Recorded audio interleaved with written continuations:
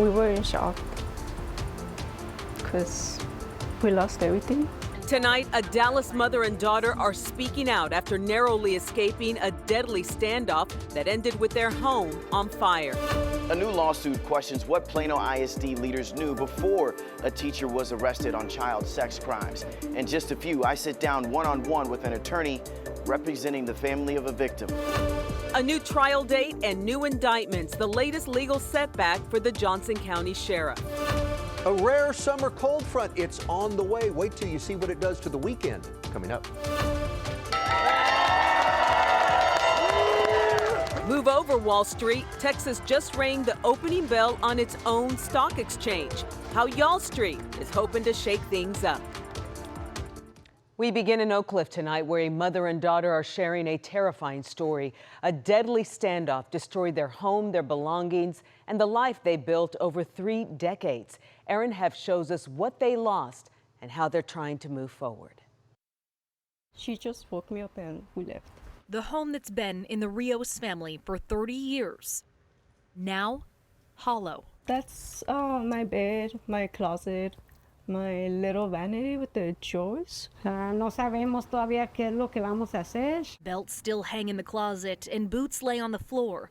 The women who fled with only moments to spare, Idali and her mother Laura, are still in shock. Do you feel like she saved your life? Yes. Yeah, because what if he didn't know I was in my other room? Last Tuesday, Laura had called 911 in the early morning to report her husband's erratic behavior. In the minutes that followed, a pillar of smoke rose from the Oak Cliff neighborhood. SWAT, police, and firefighters rushed to their address. The family's husband and father had barricaded himself inside, set the home on fire, and according to authorities, he then took his life. Laura explains she had woken Idali up just in time. What did you leave with when you left? Did you have your purse? What did you bring? I just had, my sleep clothes, that's all, and the keys. Así como nos levantamos, así nos salimos. Thinking they'd return, now left heartbroken. We had left our dog and Bunny.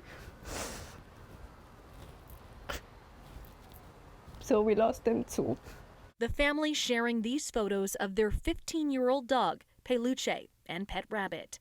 Sifting through what's left, they found a few keepsakes. This was my room, and this one was my mom's room, where the fire started. The loss of their loved one, their pets, their family home, and everything they own, unimaginable. What's next? So we're still not sure what we're gonna do. We couldn't save nothing. It was a disaster. At this time, a fundraiser has been put in place to help support the Rios family during this time of unthinkable loss. In Oak Cliff, I'm Erin Heft. In Dallas, investigators are still piecing together what sparked a shooting involving a DART transit security officer last night. It happened just before 8 p.m. near the MLK DART station on South Trunk Avenue, not far from Fair Park. Dallas police are searching for several suspects, but no arrests have been made. The security officer is expected to recover. Here's a live look over downtown Dallas on this Friday evening. A little relief is finally on the horizon. Chief Meteorologist Pete Delkus is tracking a summer cold front. Oh, Cynthia, wait until tomorrow and then on Sunday morning. My goodness, I mean, wait until you see these numbers. But we did it again today. We had another triple-digit day. It was 103 today, not a record. But we were only 3 away from that. The record's 106 set back in 2012. It is the 10th triple-digit day of the season. And how does it make you feel, North Texas, to know that you're above average? The normal to date is 9. We're 1 above that. So, yeah, we're all above average. We hit another triple-digit one night now. And 99 outside at WFAA, it feels like 101. In Fort Worth, it's 102. Same thing at Dallas at Love Field. This is at Meacham. 103 up in Denton, 102 in McKinney. Throw in the humidity, and it's even hotter than that. It feels like 108 in Denton. The heat index in Dallas is 104. I have a cold front that will cross the Red River late tonight. There's a little bit of rain up around Wichita Falls, and my rain coverage this evening is about 1%. Tomorrow it's 10%, and that's south of the Metroplex. My forecast, look at that. Sunday morning, 76. What will we do with ourselves with all these 80-degree morning lows? We start tomorrow at 80, but at least it'll be a little bit less humid tomorrow.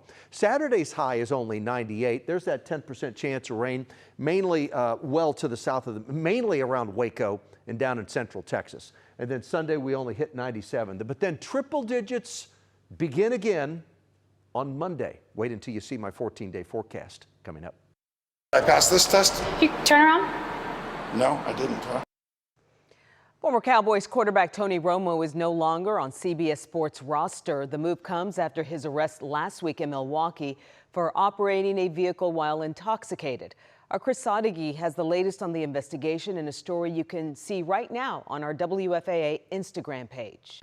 Some breaking news this Friday morning regarding Tony Romo in the wake of his recent OWI arrest in Wisconsin. CBS Sports just released a statement this morning saying Tony Romo is on leave from CBS Sports until further notice. They added that J.J. Watt will fill in his absence alongside Jim Nantz and Tracy Wolfson as a part of CBS Sports' lead NFL broadcast team. Romo has been a part of that lead broadcast team alongside Jim Nantz since 2017, the very first year after he retired from the Cowboys and the NFL.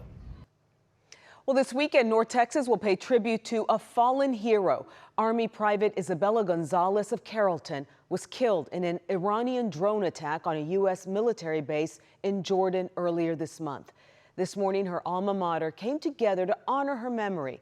At 9 o'clock, students and staff at Hebron High School assembled ribbons ahead of a public memorial tomorrow night.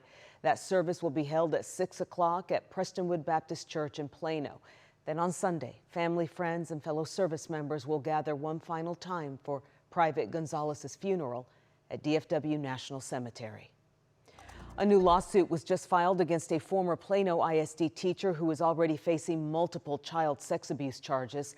The suit names the district and an elementary school principal, alleging warning signs were missed and reports of inappropriate behavior were not properly handled. Richard Solomon is digging into the new claims and brings us the district's response tonight. For nearly 3 weeks, Paul Campbell is set behind bars at the Collin County Jail. I think it's the parents' worst nightmare that someone could take advantage of an 8-year-old girl. And now he's targeted in a new lawsuit. One, we want the bad guy to go to jail because that's where he belongs. But we want the school district to be held liable. Attorney Zeke Fortenberry represents one of the victims Campbell allegedly abused and sexually assaulted while teaching at Brickner Elementary School. The lawsuit alleges Plano ISD and Principal Jennifer King ignored warning signs before he was arrested on July 8th and failed to investigate reports of inappropriate touching by Campbell and denied another parent's request to move their child out of his class. I think each girl that's a victim has the opportunity to sue the school district. These girls are going to have damages for the rest of their life. We reached out to Plano ISD in regards to this lawsuit. They said they can't comment on pending litigation or confidential personnel and student matters. They said in a statement earlier this week, in part, any conduct that threatens student safety is unacceptable. I also reached out to King and am waiting to hear back. These child predators, they don't just turn into a predator overnight. And so it wouldn't surprise me that there's more victims. Fortenberry says his clients hope the lawsuit not only brings accountability, but also encourages anyone else with information to come forward. In Dallas, I'm Richard Solomon. Still to come, a first-of-its-kind moment for Texas. Tonight, Dallas officially launches a new stock exchange, hoping to take on Wall Street.